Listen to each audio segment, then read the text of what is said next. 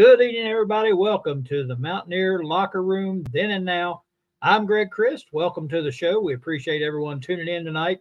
You're on the Voice of College Football and checking out what we got going on. We got a lot of good stuff tonight. We got a great panel of guests tonight, as always. It's been put together for me, not so much for other folks that take care of all that, but I just show up and do the show. But I am tickled to death to have this show tonight. Good lineup of guests. We've got a lot to talk about, a lot of things going on in the college football world, pro football world as well. We've got, of course, the national championship just wrapped up. We've got some coaches that are retiring and being fired and those sorts of things. We've got men's basketball full swing, women's basketball full swing. So we're going to try to squeeze all that in and talk about it tonight. And before we get going, I want to ask and beg, essentially, for you to make sure you get on YouTube, like and subscribe to our page. That helps us tremendously in being able to put these shows together and put this on for you. So please go and like and subscribe and spread the word to all your friends and family. Let them know as well. Even if they don't like to watch a whole lot, they can still subscribe. They don't mean they have to watch. I want to bring in my co-host, Mr. Frank Fear, who'll be sitting in and monitoring things tonight and taking care of all the graphics. Frank, welcome to the show.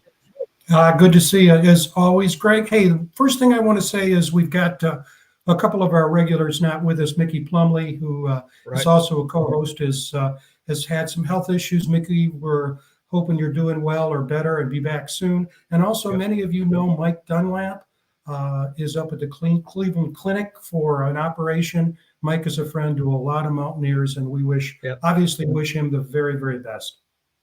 Absolutely. Mike's had a lot of health issues and really been fighting through them, and we wish him all the best. Like I said, he's a well-known folk around Mountaineer sports and just a good guy in general. So we wish him all the best as well. Like I said earlier, we've got a good lineup tonight. We've got a good show for you. We have a college football analyst and expert, among other things that he does. I was reading his bio, and he's got a nice bio. Tony Altimore will be on with us talking about some analytical stuff with football, and I think he's just going to join our conversation as we talk and have his input. Dave Gorby, he is the co-host of the Courtside with Coach Chris show. That's my show. Dave helps me every week, and he's going to be on with us. There's Tony. Tony, welcome. There's Mr. Gorby. And, of course, our resident basketball expert who joins us pretty much weekly now, Darryl Prue, is with us. Darryl, thanks for joining us. How you doing? So we got a great lineup here, and you guys feel free to, as you're watching, to comment. If you have questions, you can go ahead and send those questions in, and we'll try our best to answer them. And like I said at the beginning of the show, we've got a lot of stuff to talk about, a lot of different things going on. I guess first and foremost, the national championship wrapped up the other night with Michigan winning the national championship in resounding fashion. I don't think there's any question they were the best team, and they won it going away. And I think we'll just go around and start with you, Frank, and get your thoughts on the national championship game. Well, you know, I lived part of the year in Michigan. I'm not a Michigan guy, Michigan State guy, so it was very interesting to watch. I mean, the state has been rocking, and you know, many of us know and respect Jackson Johnson. Who made a comment the other day that really caught my attention. And so I want to bring up a slide here really quickly so you can, let me see if I can find it here. Hold on. And I think this is why, from a context point of view, that game meant so much to Michigan, maybe more so than what it ordinarily would. This is a comparison between Michigan and Ohio State. And so I've got certified national championships, first part of the last century, certified solo national championships, the last half of the century, and then what's happened since the turn of the century, and then head-to-head victories. And I want to get your thoughts on this, Tony, too. I think this is one reason why this game meant maybe more to Michigan to win than perhaps it might have been otherwise. You know, one of the things that struck me when Jackson said, you know, this is the first solo championship for Michigan since 1948. and Michigan has won more football games than any other team in the country. And you see, they were Titans back in the early part of the last century. Ohio State was not. And then once we got into this century, the half of the last century, rather, you can see that Woody Hayes and Bo Schembechler went head to head, but Bo Schembechler never won a national championship. Woody Hayes had 5. And then if you look at what's happened this century, Ohio State had 2. Michigan got its first on Monday night. And then in terms of head-to-head victories since 2000, it's been 17-6, with 3 of those wins for Michigan being the last 3 years. So I know that I'm not going to be able to walk as a live person on the streets of Michigan anymore by showing up. But I really think that's one of the reasons why it meant so much to the Wolverines to be leaders and best. You got to win. What are your thoughts about that, Tony? So I actually grew up in Michigan, and my dad actually played for Duffy. So we are Spartan people, but I grew up going to Ann Arbor, and tons of my friends all went to U of M. I was in the Rose Bowl the last time they won the national championship against Wazoo. So, I was excited for them. I think this is big for them because I think it gets a little bit of that Ohio State monkey off their back that has been on there more than anything else because of the 17 losses. The constant drubbings against Ohio State, like they kind of needed to do it. A good friend of the channel, Tide Guy, always makes jokes about how Michigan just goes and loses the bowl game, which from USC we were often the ones doing that to them. So we love that, but this got a lot of those monkeys off their back. Michigan had a great team, but I mean the other thing that you have is that Washington was on a magical run. And the thing about magical runs is a lot of times at some point the pixie dust just wears out. And a lot of those things, like if you look at the Washington season, because I watched most of their games, they should have lost to Wazoo. They probably should have lost to Oregon twice. If USC could have made 2 tackles in the game, just any 2 tackles, they probably would have beaten them. They should have lost to ASU. So they had this magical run and just, they just ran out where they got a couple explosive plays off, gave them up. And, Michigan found a way to just keep doing what they do. And it's a great day to be a Michigan Wolverine.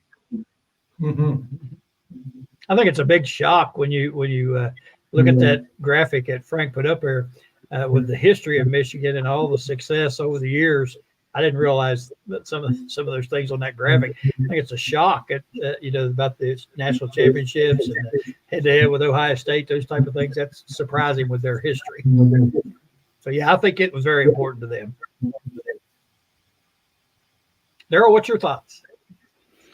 Oh man, I didn't. Frank be digging deep in some of this stuff and finding this information. He does, don't he? Yeah. Now understand the rivalry between Ohio State and Michigan.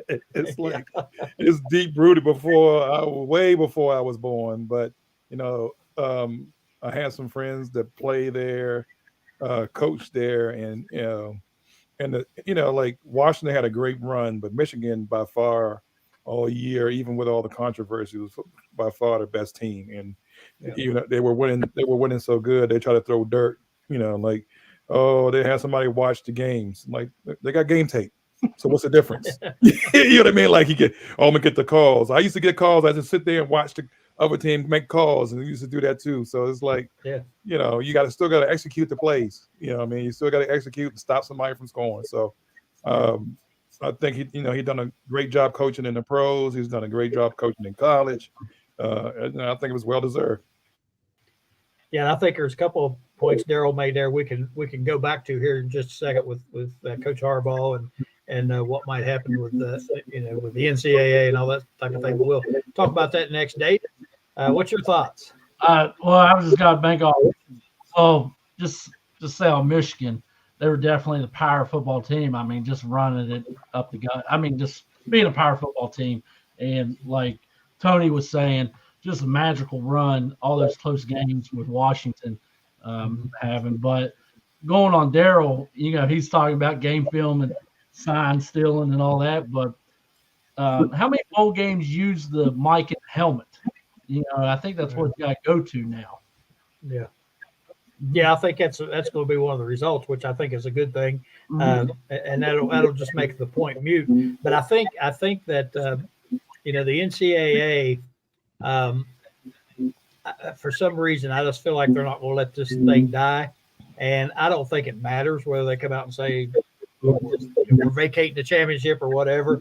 They won the national championship. And that's all that matters to them, and they can vacate it if they want to. They're still going to be the national champions, and I don't know that and like Darryl said, I mean, come on, everybody scouts, everybody watches tape, everybody sends people to games. I don't care what they say. They all do it. I coached high school basketball for 30 years. We scouted every game and watched tape of teams. We went and watched them play, and that's the game. And I don't know how far that's all going to go, but you feel like the NCAA really wants to get Harbaugh. They don't like Harbaugh, and they want to get him. So who knows what's going to happen with that? And speaking of Harbaugh, I think a big question now, I think for a lot of folks, especially those with Michigan ties, what's Jim Harbaugh going to do?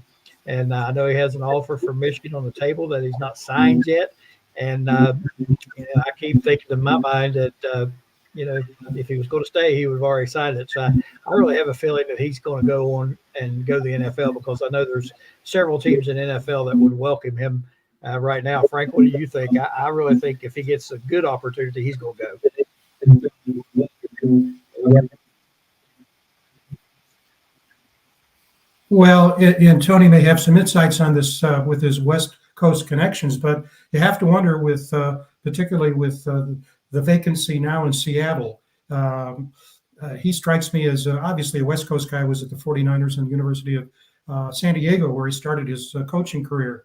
And also with the Titans, although that may or may not be less attractive. Seattle would probably be more. But, one of the issues I think that all the major schools face, particularly the ones at the top of the food chain, is these championships aren't one-offs. And that's, they don't want them to be one-offs. Alabama is a good example of a team that's obviously strung a number of championships together under Saban. Extraordinary. And I know we'll talk about a big announcement this afternoon that Saban may be retiring. But the fact of the matter is, I would be surprised. I think you're right. We're predicting, I guess. Would Harbaugh stay? I really question that. And I do think the NCAA is going to come down, and it's going to be program come down. Yeah, well, as it should. Go ahead, Tony. I was going to say, as they should. I mean, the issue with Michigan is, like, you can like or not what the rule is about scouting, right.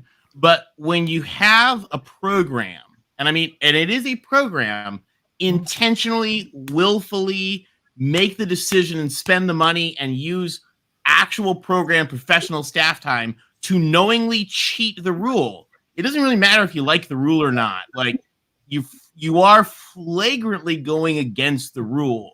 And so it'll be interesting to see what the NCAA does to the program as a result of that, especially because unlike, Tennessee or some of the other programs more recently that really owned their mistakes, Michigan just doubled down and tried to beat their chest and they hired Williams and Connolly, one of the most expensive law firms in the world, to represent them, who told them, you got to stop this because you obviously did it.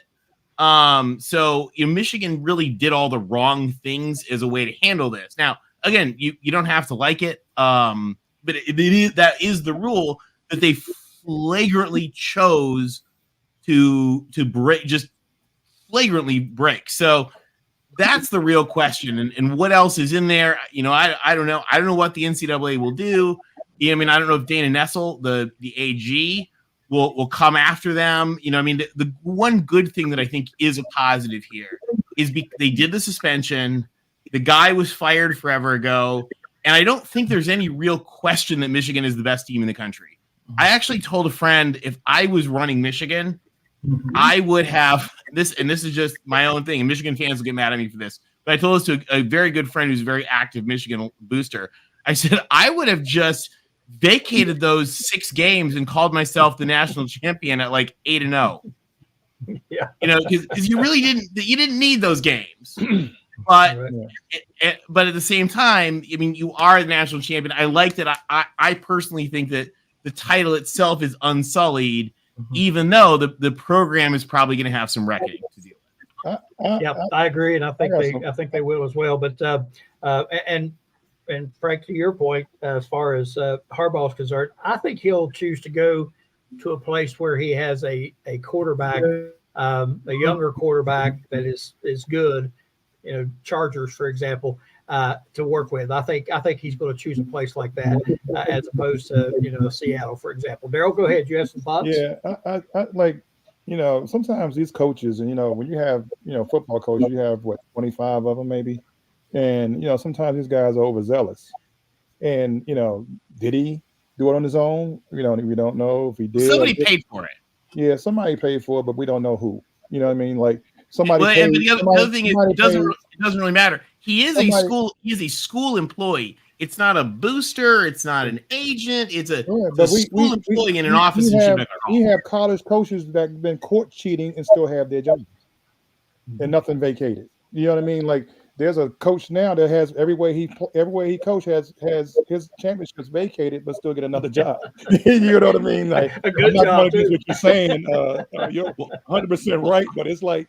You know what I mean? Like, I was stunned. I mean, Michigan people, that guy was at the Rose Bowl, like taking pictures at the Rose Bowl. Like, and again, coming from USC, where Reggie Bush had the NCAA required that Reggie Bush be banned from campus for 10 years. For 5 years, USC was not allowed to have unofficial people on the sideline. And here's this dumbass gooning in the stands at the Rose Bowl. I was like, you guys, what is wrong? That to me said, and I grew up with Michigan, love Michigan. Coach Carr is a very good friend of my dad's. I just look at that and I think that is a culture of non-compliance problem that like Michigan itself needs to address. That we could name off a whole bunch of schools on that one, because that. Oh yeah. There's plenty. That Reggie Bush thing. That one was just. I don't know. He got a show calls and he wasn't even coaching. Yeah. Oh, exactly. I mean, and not only that, but the whole NCAA staff their entire enforcement staff got fired because they faked stuff in that investigation. They lied about stuff in that investigation. They had stuff wrong in that investigation. And USC still remains, they never pulled it off. Right. So, they're paying every kid in college now. Yeah. Exactly. And by the way, the car that they gave him was worth less than the car that he had. Yeah. Literally. Oh. Well, I think to Tony's point as well, Michigan just kind of snubbed her nose at the NCAA and basically said, you do what you want to do. This is what we're doing. And I think that's going to create even more, animosity there. And I think they're going to come down even harder because of that, just because Michigan really, I mean, it's pretty obvious they're guilty. And they basically said, yeah, we're guilty. We did it. And, from what I understand, there's a lot more to come out about this than what we know now. And so I think the NCAA is really going to come down hard on them. And I think that's another reason Harbaugh is just going like, you know what? I ain't dealing with these guys. I'm out of here. And, I could go to the pros and make plenty of money. I don't think money's his issue. And I think he thinks he's above all that fray. Gord, what do you think, buddy? I was just got to bank on it. He knows it. Like, he's not got to deal with it. He's probably got to go to the NFL and bank on you. He's got to go to an attractive place. He's just got to pick this. Like, I don't think Seattle. I think it's either got to be the Chargers or probably Las Vegas is the two I'm thinking. Yeah. I wish Chicago or DC. I wish Chicago would fire their head. DC won't get it right, so don't even mention DC. He's right. He's right on that. They won't get it right. We always mess it up over here. And Gorby, you talk about the Bears. They just announced today their head coach is staying. So yeah, I know. For some reason, I did hear the OC. Just I did hear some commentators say though that if the shiny new toy was dangled in front of them, that coach would be out the door in about 10 minutes. So who knows what's going to happen there? So, but I mean, the other thing too is you think about it too from a coach's standpoint. Like now, I mean, to be able to have your players contracted to play for you and not subject to transfer every 15 minutes, right, is probably kind of a nice thing. Yeah, and you hear so many of those guys in the pros, as opposed to going back to college. They say the recruiting thing is one of the top things that they hate, and having to go out recruiting all the time, and which by the way could mostly be fixed with collective bargaining. Just saying. Yeah. Yeah, it's right. Yeah, there's a lot of things. Solve all the problems. Yeah, surely could. And I think there's been some suggestions to that end, and good suggestions, and it could fix a lot of problems if they would just do it. Hopefully they're going to have to do something, I think, obviously, but who knows what the NCAA is going to do. Kind of switching gears here just a little bit. WVU won their bowl game, finished up 9-4, and we wanted to talk a little bit about their they're in the AP in the coaches poll, but not in the AP poll in the final one. And Frank, we had talked about this a little bit earlier, but I started looking at that AP poll, and 4 teams with the same record, 9-4, made the top 25, and WVU didn't. And a couple of those teams in there, WVU is better than they are. But I also noticed in that AP poll that Georgia jumped back over Alabama. So, I guess they got punished for losing to the national champions in overtime. So I'm not sure what's going on with that AP poll, but yeah, strange stuff. And of course, we talked about this last week, and I mentioned the fact that when these teams, when they have a preseason poll, and say a Tennessee, for example, starts out number 10 in that preseason poll, they lose 4 games, they're dropped down to number 17 or 18, 21, whatever.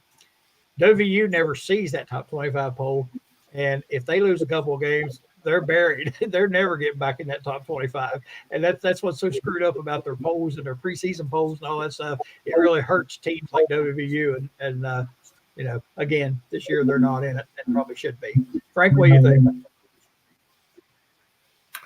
Frank, polls are polls. They're just opinions, and I was disappointed that WVU didn't get a better nudge with that win in the bowl game. But be that as it may, and then they've already come out with their top, way too early. They always say that way too early. Sure, the national championship game was Monday, and here we are with polls.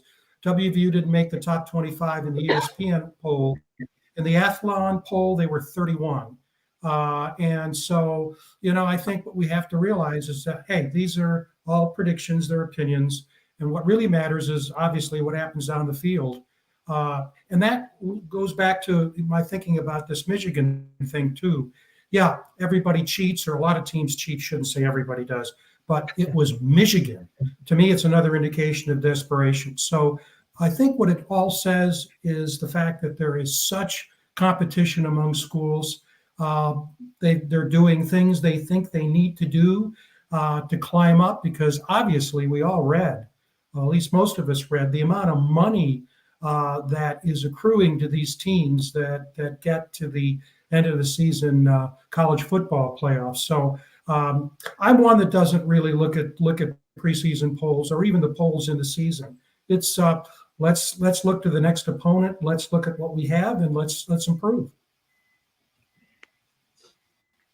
Now, Tony, I don't know if you have any thoughts on that or not. You probably don't follow West Virginia real closely, but so I do try to follow West Virginia. So I have family from West Virginia. Awesome. My dad's actually from the Pittsburgh area.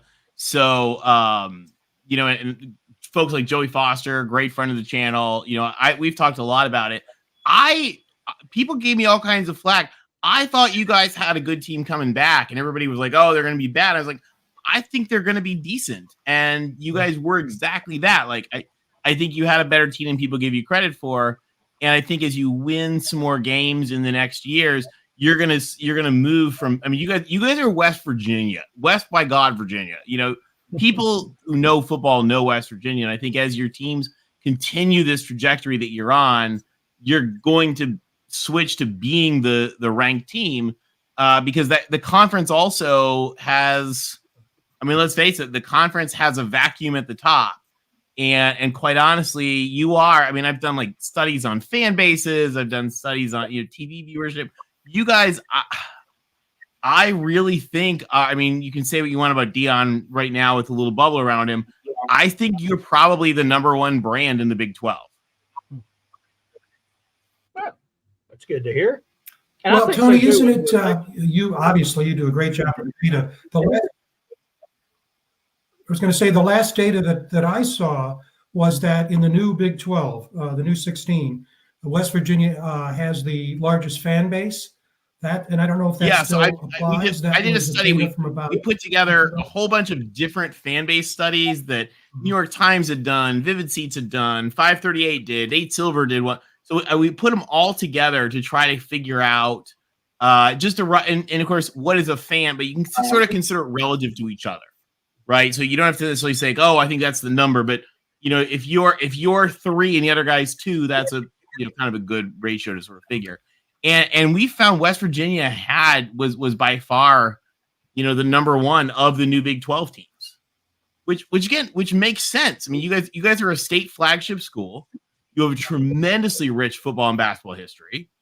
I mean, I feel like the Big 12 teams don't appreciate what they got. I mean, the leadership does, but their fans who are caught in like the world of like Farmageddon or whatever, like just rivalries that are not really relevant on the national scene, don't understand the magnitude of who West Virginia really is. At least that's just my personal opinion. And while we're on another thing I would say topic. Well, I was going to say while we're on that topic, just we can go ahead and talk about the other one. The Power 4. Sorry about walking on top of you. I think, Frank, you have a little bit of a delay there because after everybody else is up to date, but you're a little bit behind. That's why we keep stepping on top of you like this. But we'd had on our list of things to talk about tonight the Power 5, which now we would consider the Power 4, and really is it a Power 2. And I think Tony will have a lot of insight on these conferences and what he thinks is coming with this conference realignment and all that sort of thing.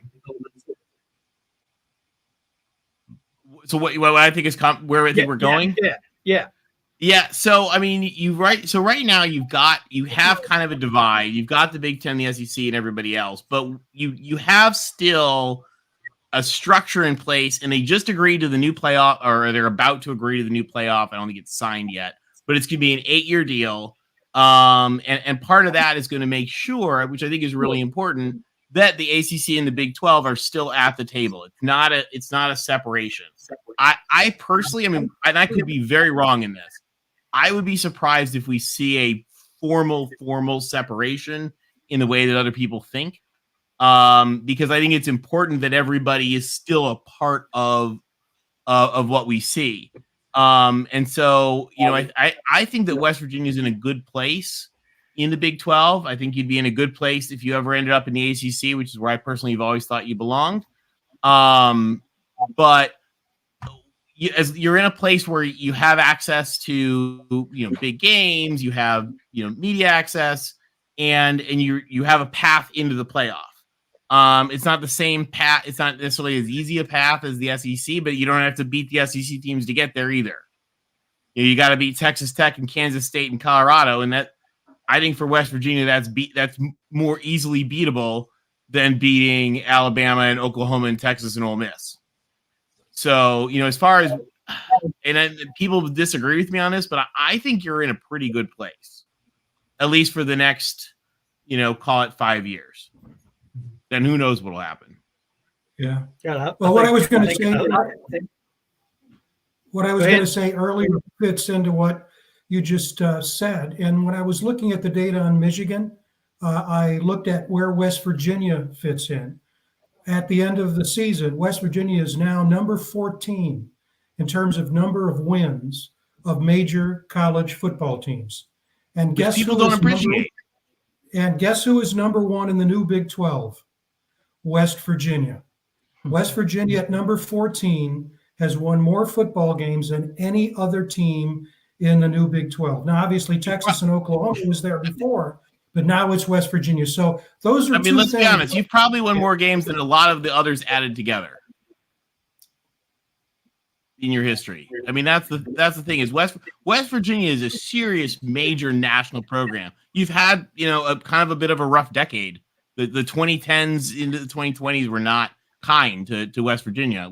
But all our teams have that. Believe me, all of our programs go through those ups and downs. But people don't appreciate what West Virginia can get going. And again, the other thing too is, and the Big 12 has replaced this, but the Big 12 had lost all its state flagship schools. There is something important. And actually, I was reading some great quotes by Bud Wilkinson the other day talking about this, that there is something really important about being the state flagship school, being the school that the whole state believes in. And when you lost Texas and Oklahoma and Mizzou and Nebraska, that were all had that, the Big 12 people, they don't appreciate that because the only one they had was Kansas. They had you and Kansas. Now they've got Colorado, they've got Arizona, they've got Utah. So they're getting some more of that. But the power of your fan base, the power of your athletic department, the power of your boosters, I think sets you up for success. And I think, again, Frank, I'll let you lead off with this, but one of the topics for our discussion tonight was going to be what our thoughts were about West Virginia coming into the 2024 season. And I think we have a different feeling, it seems, around here now that, after this past season with the bowl win and all that, I think there's a little bit different feeling with the number of players coming back. The fact that we didn't get decimated by the portal, I think is encouraging to us, and we've made some good additions through the portal. But I think, I think the outlook here is a lot different for WVU and what it has been the past 5-6 years. I think people are really looking forward to this 2024 season, and and the new Big 12, which I think is a little bit, don't want to say easier, but it's not quite as maybe competitive with OU and Texas out of it. I think it gives people here a lot of hope. So I'll let you take off with that topic. Well, I agree with you. And what we did, Greg and I talked about this, is updating what WVU is doing with respect. Recruiting is over, high school recruiting. Portal activity isn't over, even though last Monday was the last day to basically declare. The activity is still going on because people are committing. And again, these are numbers. Somebody ranked these. The two services that we're looking at here is on the high school recruiting side. That comes from rivals.com, just a great service. And the portal is on3.com, which we think is the best of the breed. And then the combined is the recruiting and portal. And again, the rankings, you say, well, okay. But what we did here is we've got a full set of where WVU fits on the recruiting side. And you can see Rivals at least says 43rd in the country, but we're fifth in the new Big 12 at 43. In the portal, we're in the top 25 according to On3. We lost a lot of folks in the portal, but we've gained a number of folks. Even though the number of players leaving, twice the number of players coming in. But according to on3.com, the quality of the players coming in is greater than the players who are leaving. And you can see that WVU, Colorado, obviously, we know that's what Prime does. And these numbers change all the time, by the way, almost daily as players are signing. And then from a combined point of view, WVU is somewhere in the middle. What's interesting about these numbers is if you look at recruiting, Colorado is not doing much on the high school side, but they're really emphasizing the portal. And the thing that really surprised me here is Oklahoma State. If you look at Oklahoma State in all three categories, it's not where I would have expected Oklahoma State to be. 56th in recruiting, 52nd in portal, and then you can see 56 combined. Texas Tech is doing much better than at least I expected. Number one in the Big 12 in terms of high school recruiting. You can see they're holding their own when it comes to the portal, and then combined, Tech is number one in the portal. But So that gives you an idea. And then one last thing, we updated the list in terms of the portal activity. Big news that came out, I think today it might have been, is that Darryl signed with Florida State. When Randy was on last week, Randy Flincham, he talked about the loss of James Hurd at linebacker to Syracuse. That's big. Mike Lockhart going to SMU. That's big. Darryl is really big. Those are really good players. Hershey McLaren. But we still have a bunch of players who have not signed with another school yet. A whole bunch of those who are on the outside. And then we picked up a couple of players this week. Aiden Gaines from Duquesne, Ty French from Gardner-Webb, and then Taj Rael from Old Dominion. And you can see that what the coaching staff is doing, they're focusing portal activity on defense. There are only a couple of players really on the offense. They're all very good. Bosley just signed from Jacksonville State. Jaden Bray, as Randy said last week, scored a touchdown against us this week. But Reed Carrico is ranked number 1 of all of the incoming players at linebacker, and we need help there. TJ Crandall is thought very highly of, and the guys that signed this week. So let me stop there and see if you have any comments about that. Well, I think, again, I think we've talked about this several times. I think one of the things that Neil Brown has begun to do is he's really learned how to use the portal. And I think just, a lot of people look at it and say, oh, gosh, we only signed 10 players in the portal. Well, if you get 7 or 8 that can come in and help you immediately, that's pretty good. And I think that's what he's done, is focused on areas of need. It seemed like in years past, we would just take whoever was interested in coming. Now he's picking and choosing the areas of need. And we didn't lose some good players, obviously, but we didn't lose a ton of them, which in the past few years we've lost a bunch of players, and we didn't lose as many this year, nearly as many as what we have in the past. So I think Neil Brown may have this thing figured out a little bit with this portal, and it looks like we're holding our own there so far. David, I'll jump to you. You follow this stuff closely, the portal, all that. What's your thoughts? The past few years, the problem has been development and retention, and it seems like that's kind of slowed down on the retention part, which helps on the development, getting young kids in there, and then kind of filling in the gaps. And obviously the need we've been hitting on is the defense, which Frank showed on his graph there. I did want to state that the kid from Old Dominion already decommitted. That came out this morning. I didn't know if you've seen that, Frank. Oh, I didn't see that. Wow.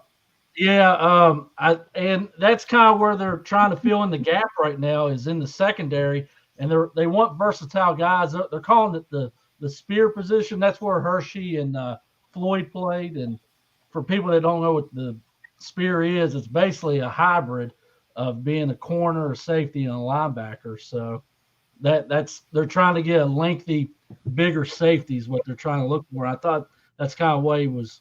The Old Dominion guy was. So, but we'll see. The window will open back up after spring ball, because they're going to have to lose a few more guys to get down to that 85 number. But that's not until fall camp.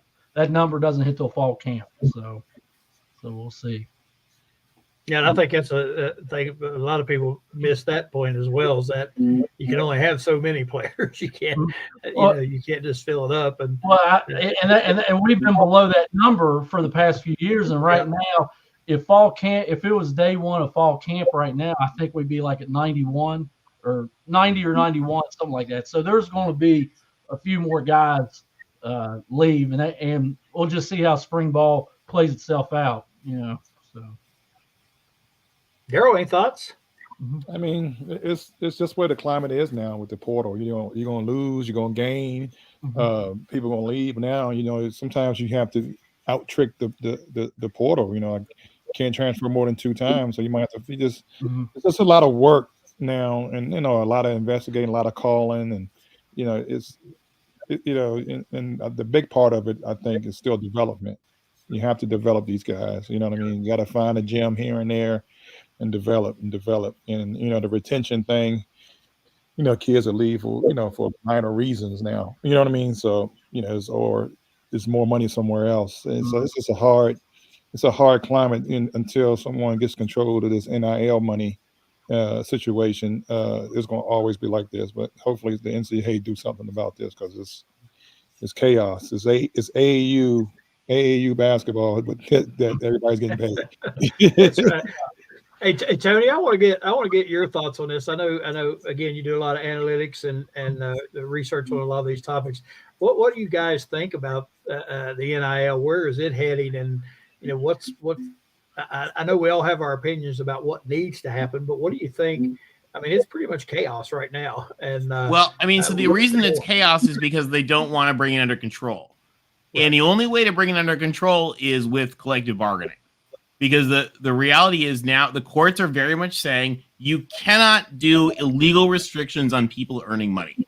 You can't do it to doctors. You can't do it to tradesmen. You can't decide that like plumbers can only work for 4 years, then they have to go learn how to be electricians. Like you can't do that, and so, unless they agree to it in collective bargaining. And so every time the NCAA comes out with something, it's going to keep getting smacked down.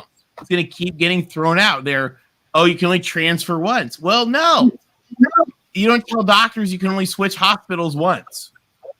That's not how these things work. You don't tell lawyers you can only switch law firms once unless they've agreed to a contract. So they're going to have to come up with collective bargaining. They're going to have to come up with revenue sharing, or they're just going to keep getting hit every single time in court. And I'll tell you what I think is the next thing to fall. And I haven't seen this in a case yet. I mean, they're already getting hit on like back pay for NIL because they acted like an illegal cartel for decades. These things come back to haunt you. So remember, yeah, exactly. You know exactly. Yeah, where's my money? Exactly. So we were joking with my dad. He wants his money from 1965. They were the national champions. Michigan State owes him a check. But I mean, seriously, there's a real issues there but the next thing that I think is going to fall is going to be the 4-year limit. Because again, we don't tell plumbers you can only be a plumber for 4 years, then you got to go learn an electrician job. So probably that's going to be the next to fall. So if you want to be Bo Nix and stay for 75 years, or Stetson Bennett, as long as you're taking classes or meeting a degree or whatever the collectively bargained solution is, I mean, I think that's the answer that you have to go to. They're just going to keep losing. The NCAA loses more cases. Was that guy Edgar Berger? That was a guy that was an Ironside. Well, y'all probably too young to remember Ironsides. Frank remembers it, but he's the other lawyer that always lost every show. That's what NCAA is. They lose the judges. Yeah. The judge who's doing the house case, which is the case that they're all going to have to agree to back pay on. They're going to have to settle it because it just got class action status. The judge on that is the senior district court judge from the U.S. District of Northern California.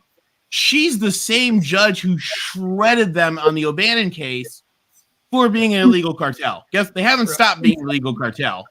So they're literally just putting themselves back into the same courthouse meat grinder they were in Oakland, 6 years ago, whenever that was, with Judge Wilkin. And it's just going to keep happening. I mean, Kavanaugh, listen, the Supreme Court voted 9-0 to demolish the NCAA's case. When you have Kavanaugh and Sotomayor like locking arms and like singing Kumbaya together, you're an illegal cartel. You got Clarence Thomas, Brett Kavanaugh, Sonia Sotomayor, Elena Kagan. They all agree that you are an illegal cartel. So you have no defense anymore. You have to collectively bargain. Yeah. And you would think that they would go ahead and be proactive rather than reactive, because they know they're going to lose. And they're going to lose.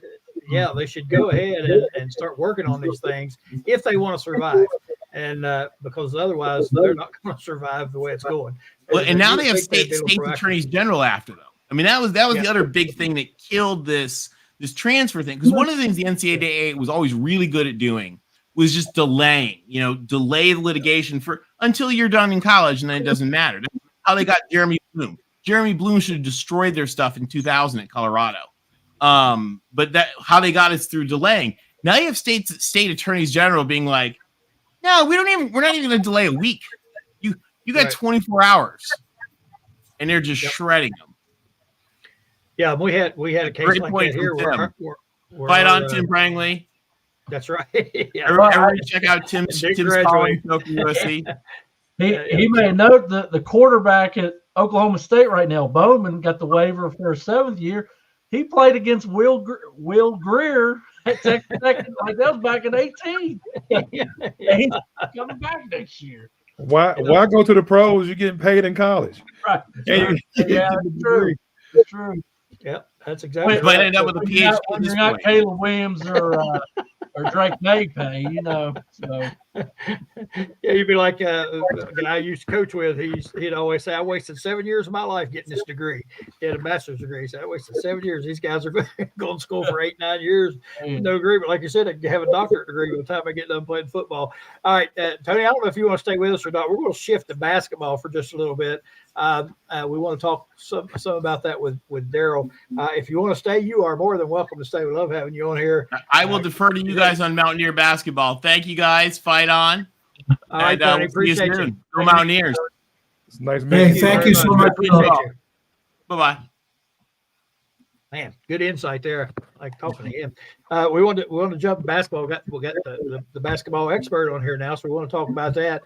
WVU lost to Houston, and Kansas State is on the men's side. I think we all have thoughts about our team. Darryl and I, we were talking about that beforehand. I tell you what, this team, there's some talented players there, but it just seems like, there's no chemistry. I think offensively, we're having a real difficult time. There were times last night when we moved the ball so well and got good shots and knocked them down. Then there were other times, most of the times, we came down, we made one pass, somebody jacked up a three. And it just seems like we're out of sync offensively. Defensively, and we talked about this, our transition defense, for one thing, is terrible. Not only in giving up fast break points, but the transition of getting back and then them running a quick set off the transition and getting an easy layup, not just the breakaways, but our transition defense is really poor. Our defense as a whole struggled mightily, and we were talking about this, how we just seem to be out of sync on rotations, on where to go, when to go, how far to come out on the pick and roll, all those type of things. And Darryl, you're the expert on this, so I'm gonna pass it over to you, and let's let you talk about these last couple of games. Yeah, it's been a lot of different things, especially on the defensive end. You hit the nail on the button. They only have one willing passer, and that's Kerr. And everybody else just go. So it's not a lot of ball movement. There's a lot of bad shots, leads to bad transition. It looks chaotic. Like, they try to run stuff. If Kerr doesn't have the ball, they a little out of control. Noah and Battle are talented, but they just go. And I think Battle is running into the situation now of playing at Montana. Now you're playing at Big 12. Mm-hmm. The athlete's just as big as you. I've never seen in the last 2 games that many jump shots at the 3-point line getting blocked. Amazing. I've never seen that in 2 games. I've never seen that many jump shots get blocked. You know what I mean? Like, that's, when you're open, so you shoot it. These guys are getting their shot blocked. They're not elevating. They look casual. You know what I mean? Like, it's a lot that's going on right now, and it's just not getting better right now. I think that you talk about that sort of thing. That indicates. I bet Battle's had more shots blocked in the games that he's played probably than what he did the whole time at his other school, just because of the difference in athletes. Frank has put up Darryl's points that he made about this prior to that. wearing down, quitting, playing with heart, team philosophy. What is our team philosophy offensively and defensively? When you watch, it's hard to figure out. We don't really know if we have one or not. Rebounding is horrendous.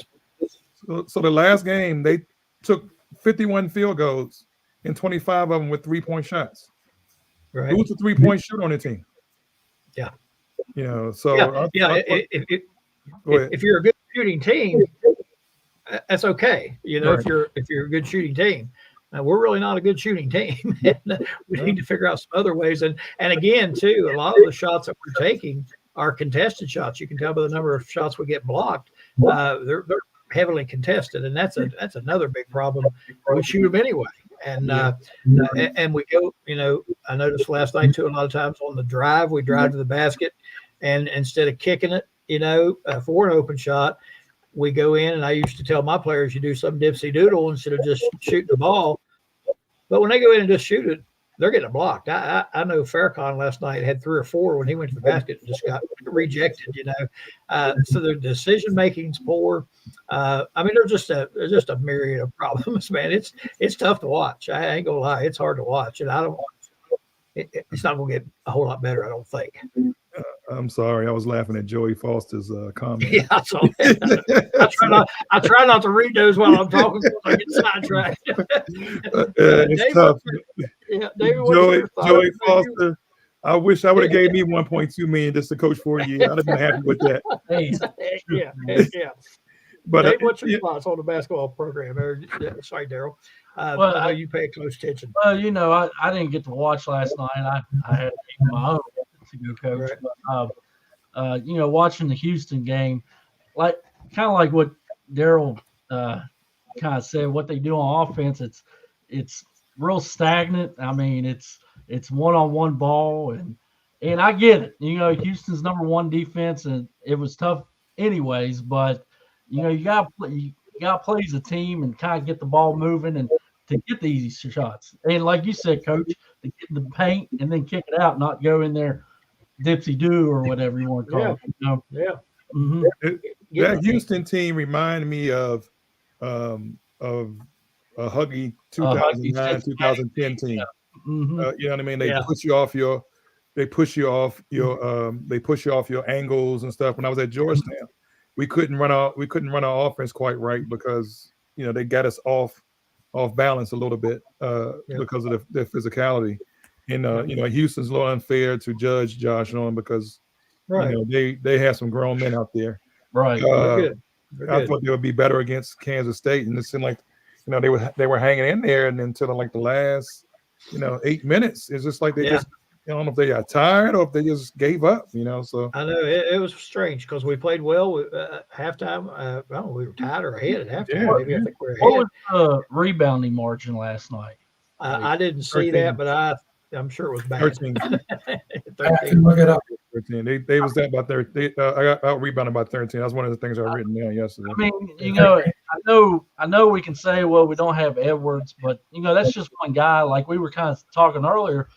As a team, you got to collectively, everybody has to go rebound. If you're not a strong rebound, you don't have anybody strong enough to go, to get double doubles every night. Yeah, well, sometimes too that rebounding margin is misleading if you're missing a lot.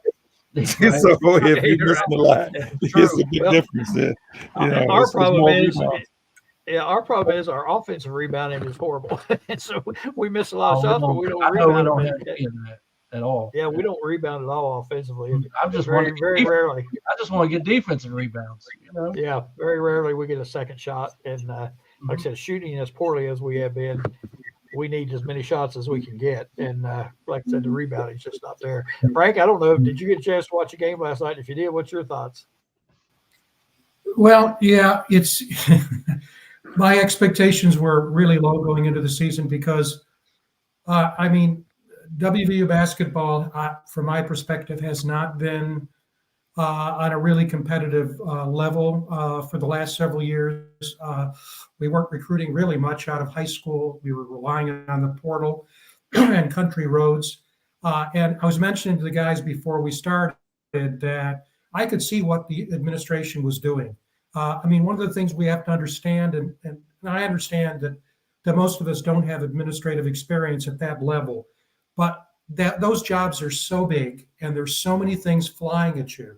And it's not just one thing going wrong, it's a bunch of things going wrong. And a lot of those things never go public, but basketball does. So they had two issues. One is working out an exit strategy for Coach Huggins, and the other is to replace him. And what I learned a long time ago is that very few administrations will give equal weight to multiple challenges. They'll take the one that's more important, and they won't punt on the second one, but they'll basically not give it the same attention. And so the issue for me is you just got to gut it up, do the best we can. The expectation shouldn't be that high. And yet I've been watching the fan pages. Fans are really upset. They're blaming the administration. They're blaming the coach. And what I want is, and I'll close with this, WVU to get back to a standard approach to a basketball program, focus on kids coming out of high school, use the portal to supplement, take a more balanced approach, and they've got to do a national search.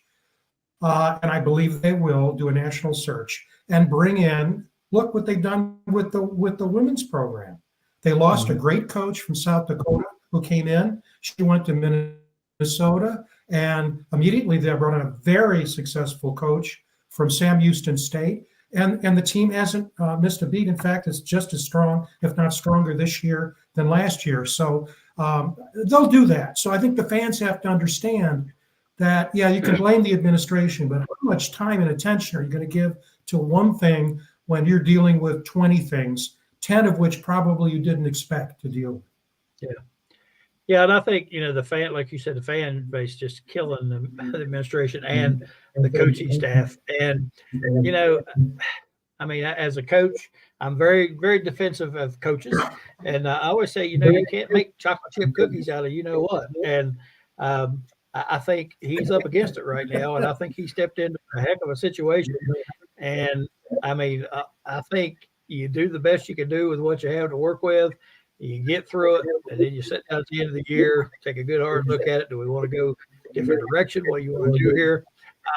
I feel bad for them, really, because they were put in a tough situation. They were put in a situation, just like Darryl said, give me $1 million, I'll come in there and take the beating for a year. But they were put in a kind of a tough situation, and as far as their careers are concerned, and I think the fans just need to lighten up on them just a little bit and recognize what's going on here and what happened and where we're at. They've got a long way to go. They've got some talented kids. They just need to coach them and get them better. And, just hope for the best right now. I just people need to. Calvin Sampson said last week in his pregame press conference, most snake bitten team in the nation. Yeah, but you can't compound it. Josh compounded it by not hiring nobody that had any I agree. You know what I mean? Like, you got to go outside your comfort zone to be, better. Like at the end of the day, just like he was whatever. You know what I mean? I love Deshaun. All them guys were new. You bring in McCabe.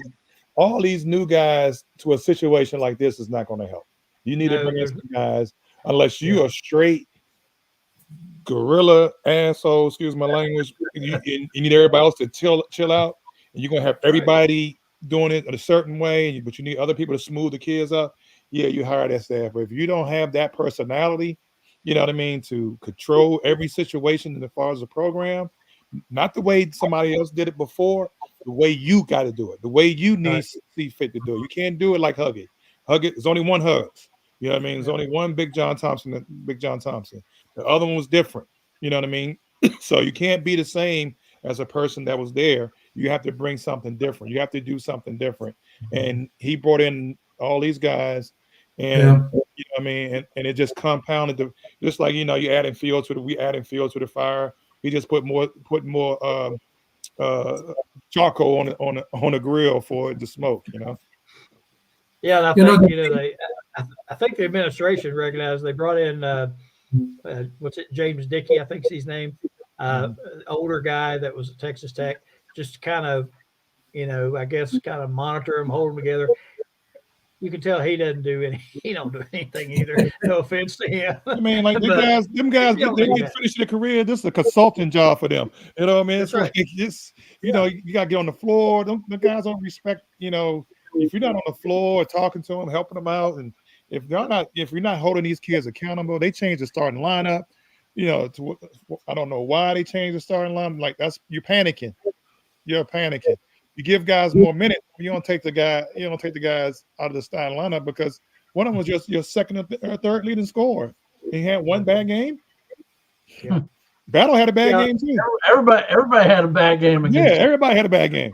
I mean, who did he start last month? I don't even know. I really don't even know. He started Simnick and Harris. Yep. Over He did. Slinsky.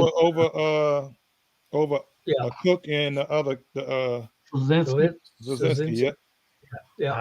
That's- right.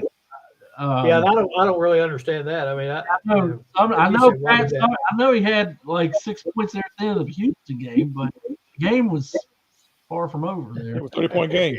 Yeah. Yeah. I can go out there at 50. I can go out there at 56 and get three buckets, and we down 30. I might be able to do that. Doubt it, but I might. Yeah, I didn't understand that either, and I don't know. I just think they got some talented kids. They just need, like I said, there's a bunch of stuff they need to work on and get it worked out. I mean, they got some talent. I don't know that they have enough talent really to be competitive in the Big 12, but they do have some talent. The schedule. We're not playing Bedford. We're not playing. No offense to these team, but I mean, we're not playing mid-major schools now. We're playing the major schedule. Frank was on Dale's, and I think I talked to Chris before the season started. We forgot. Hugs all 6 in a row in January last year. You know what I mean? It's not. You know what I mean? So it's like Frank said. You're not building. You're trying to piece it together, and the pieces are not fitting.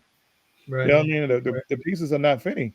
And they're going other places and playing well. So what is the issue? You know what I mean? The big fella that was here last year is going somewhere else and is playing better. You know what I mean? Yep. Even the African that went to Kentucky. Trey Mitchell. Yeah, he played well. Trey Mitchell played well here. He's just in the different. He just got better players around him. You know what I mean? So he's going to look different with better players around him. You know what I mean? Like it's so what is the issue? And honestly, I don't think we're getting. I thought Battle was the best player we picked up besides Edward, and Noah has been surprised. Farrakhan has been surprising. Kerr is okay, but once you put that pressure on Kerr, you see what happened. You know what I mean? He folded like a piece of paper the other day against Houston. You know what I mean? So now we know what he is. He's good in the open floor, but if you put pressure on him the whole time, which the Big 12 guard is going to do, it's a more athletic league. Then like you're not getting top talent from the high schools. You got to get a 4-star. You have to get 1 or 2 every year or two. And like Frank said, get a piece in the portal. You can't get 5 starters in the portal. Yep. That's not going to work. That's not going to work. Yep. Takes too long to get the chemistry together and get them playing together. It's just too hard to do. And then we had with the suspensions and NCAA ruling, battle ineligible and all those things. You had to deal with all that too. So they're behind from the beginning. From the get-go. So I don't know what the answers are, but I'm sure the wheels are turning somewhere in Morgantown to rectify this. I don't think hopefully it won't go on long. So what happened with that, and I think what happened with the other player is like the coaches got to know they're not graduating before they come to WVU, and that's the problem. That's why they can't play. And everybody's not telling the whole story. If the kid's not graduating one place and coming here, it's like you got to be you're a 4-year guy. You got to be a graduate transfer now. You got to graduate. That's why they call it a graduate transfer. And I think that's the inexperience of the staff. And that's why it's happening now, because they don't. They got certain things you have to know. It's more than just knowing all the rules. There's some of them rules that these old school coaches know more than others. They ask Yeah. questions. Like we have to ask all kind of questions. Why are you leaving?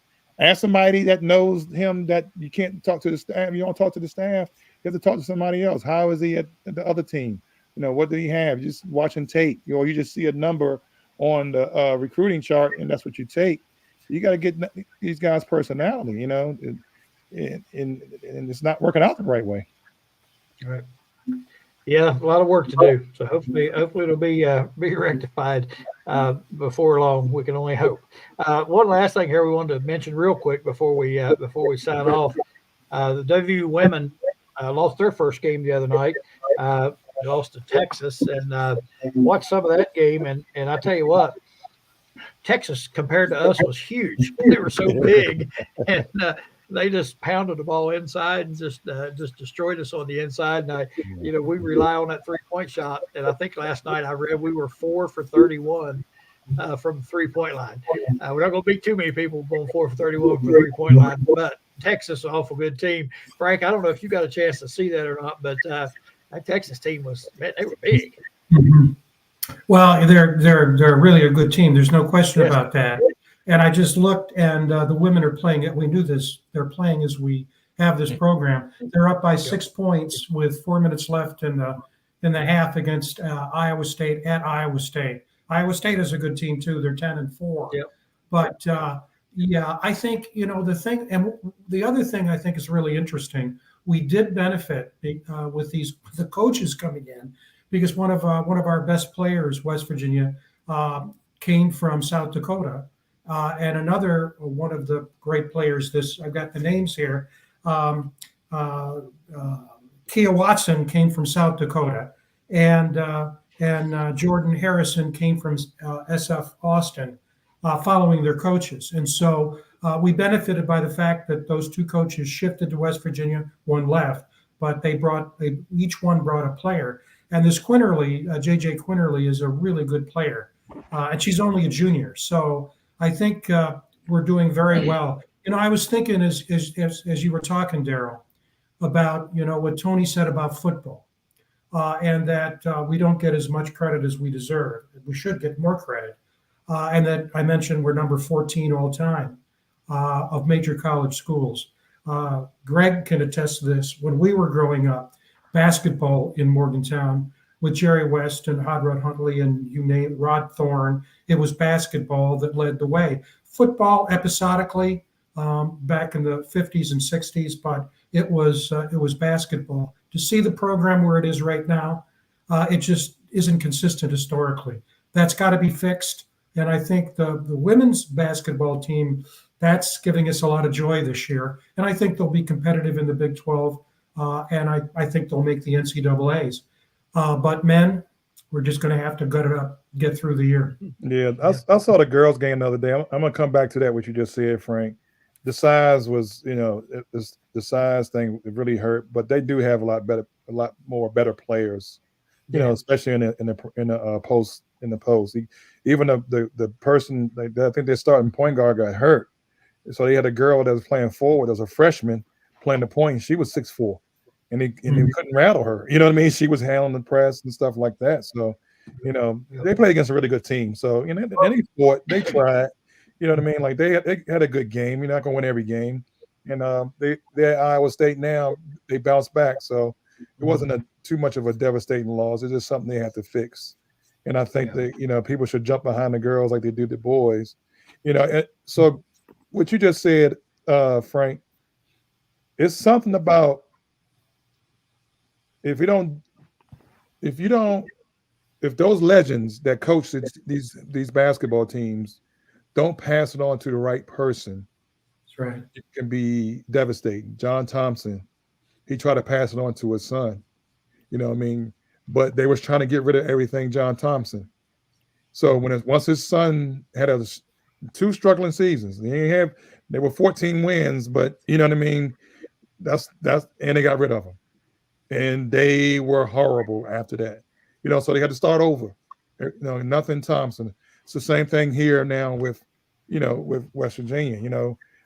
Fortunately, they had a good run from Catlett to Beeline to Hugs. So it's going to be a drop off. unless you get the right guy. You know what I mean? And like you said, this thing here was just, for a year. They save some money, whatever. Use that package for the next person. If he does well, that's good. But at the end of the day, it's hard for these legends to let go. It was hard for Big John Thompson to let go. He was at our practices every day, talking to the kids and stuff. And we did things totally different from him. He wanted me to get the pads and beat the guys up. I was like, no, I'm not, we're not doing that. You know what I mean? He used to get mad at me. But they learned how they learned. You know what I mean? I didn't think, they didn't play like his old bigs play. We had guys that could score. We had guys they were skilled. You know what I mean? So it's hard for these guys to really, really, really let go. And I think that's what's going on in Morgantown because the guys there all the time. You know what I mean? And you work with this guy 15 years, and that's all you did. He got you started, so you feel some kind of way about him, and it's hard and it's tough to break away from it to be your own person, because that's the person that gave you everything. Mm-hmm.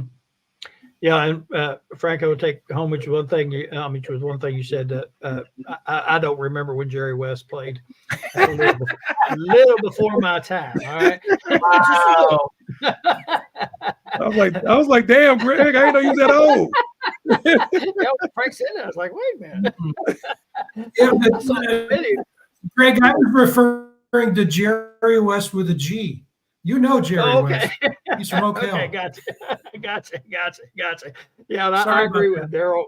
That's okay with Darryl on I've seen I don't know, just like last night, the first thing you see on Twitter during the game is Coach Huggins is at the game tonight, and you see him creeping in, and I'm just like, this can't be this is not a good situation, and it's just being made worse. I just think by all these antics that are going on, and you put yourself in Coach Allard's shoes. You're there on the floor pregame, you look up and there's Huggins standing there looking at you. Think about how he must feel, and like Darryl said, you got to be your own person. You got to be your own coach. You got to do things the way you want to do them. And if they, I always said I coach the way I coach. If it works, great. If it don't, it's on me. And I'm my own coach, and I do my own thing. And I just think we got a problem with that now. And I sense like the jilted girlfriend that keeps coming around, man, it just won't get away. And I just think it's a tough situation right now. And things aren't good up there. I'll just tell you that. And I really think as soon as I saw someone comment earlier that they felt like Ren Baker already had the coach that he wanted in mind, and he was waiting just to hire him. I think as soon as the season's over, I think you'll see some wheels put in motion pretty quick.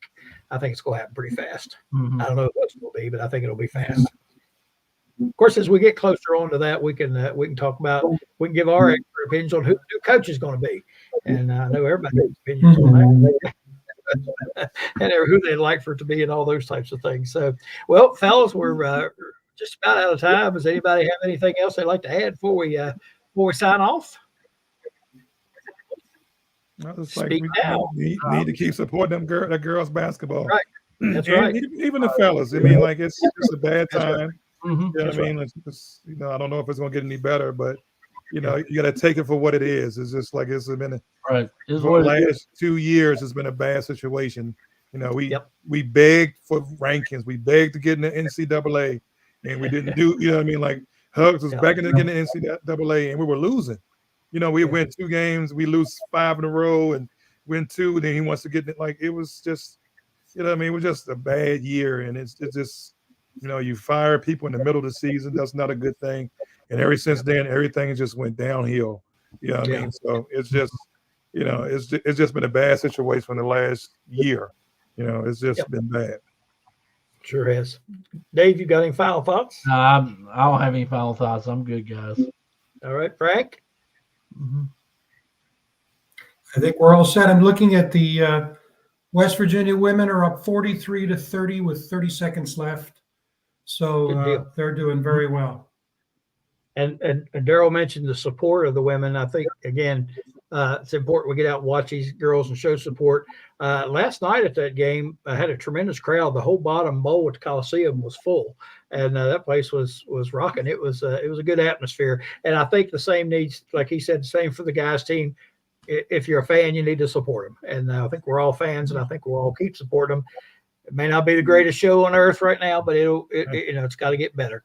Are the fans that's going to come to the big games? Because I saw the Kansas City game. There was a lot of empty seats.